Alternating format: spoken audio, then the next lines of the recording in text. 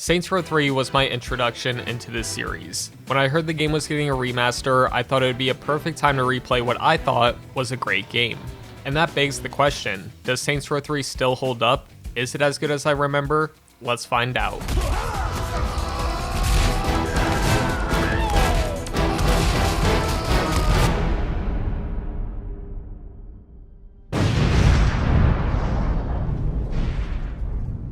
Before we jump into Saints Row 3 specifically, I have to talk about the remastered version.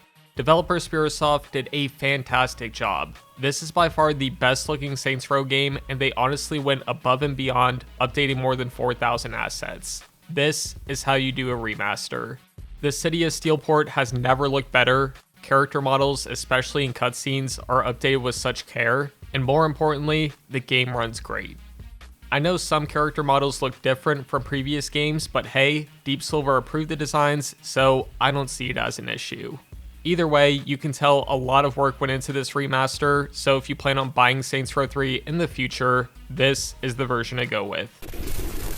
Now let's talk about Saints Row 3, the best-selling game in the franchise despite being sort of a departure from the first two games. Saints Row 3 is over the top, chaotic, but in my opinion, a lot of fun. The story takes place 5 years after Saints Row 2, and the 3rd Street Saints are now a mainstream brand. When robbing a bank goes wrong, they find themselves in Steelport, and now have made enemies of the Syndicate, which is comprised of 3 main gangs. The Morningstar, aka the Red People, the Deckers, Blue Hacker People, and the Luchadors, who always wear green. For me personally, these 3 gangs were the weakest link of the story. None of them ever felt like a threat. I mean, right at the start of the game, you take over one of the Morningstar's penthouses. The Deckers have like 1 or 2 actual missions dedicated to them, and same goes for the Luchadors. Hell, even in the open worlds, when you encounter one of these rival gangs, they never shoot at you or really acknowledge your existence. Thankfully, there is one other group, Stag, a private task force who actually challenge the Saints. They threaten various members and try to convince the mainstream that you're the bad guys. Honestly, I wish they got more screen time because they were the most interesting rival against the Saints.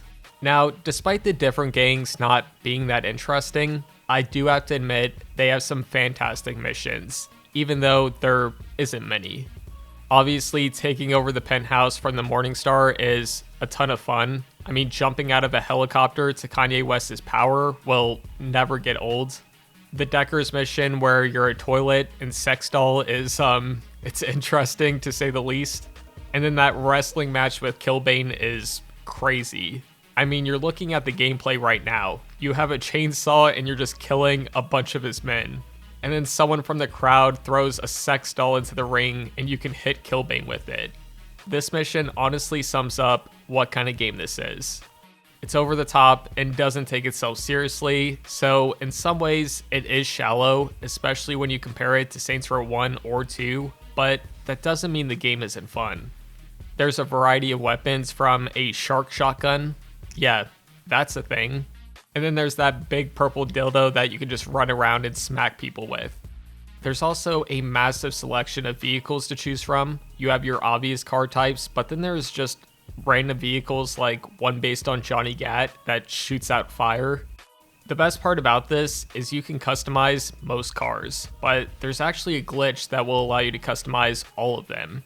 And from there, you can customize paint, window tint, underglow, performance specs. There's honestly a bunch of different options, which was nice to see. In Saints Row the 3rd, you also have different aircrafts. There's helicopters, VTOLs, and even a Harry Potter broom. Yeah, if you haven't noticed, this isn't your typical open world game. And speaking of the open worlds, unfortunately, it's just okay. Don't get me wrong, Steelport looks fantastic in this remastered version, but the activities aren't the best. In fact, some of these side activities are actually required to finish the main story. I remember one of them specifically called Guardian Angel, where you have to protect your homies and you're in a helicopter, you have to shoot rockets at enemies. It sounds like it could be fun, but you have to do this multiple times and it drags on and it's just boring. Not to mention, the field of view can be pretty bad and actually cost you the mission at some points. To be fair, they're not all bad. Insurance fraud is a lot of fun. The goal of that is literally just to cause as much harm to yourself as possible by getting ran over and flying into different objects. This is a side activity in previous games, but I don't really mind that. The only issue is just making side activities a requirement to finish the main story, because then it's not a side activity. NPCs in the open worlds aren't that interesting either. Like I said earlier, you'll encounter other gang members, but they don't interact with you unless you make the first move. This definitely isn't like a Watch Dogs or Red Dead where the world feels alive, but it's also not the worst. There is some variety, like members of the Saints walking in the street or even protesters, so there is that. My favorite thing about the open world though is just buying property. It's not the most advanced feature, but it's nice to be able to buy buildings and just have an income from it.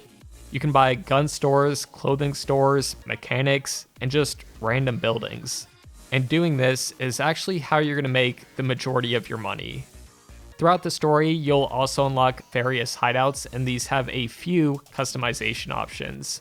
It's not an insane amount. Unfortunately, it's actually less than Saints Row 2, but I still enjoyed this aspect.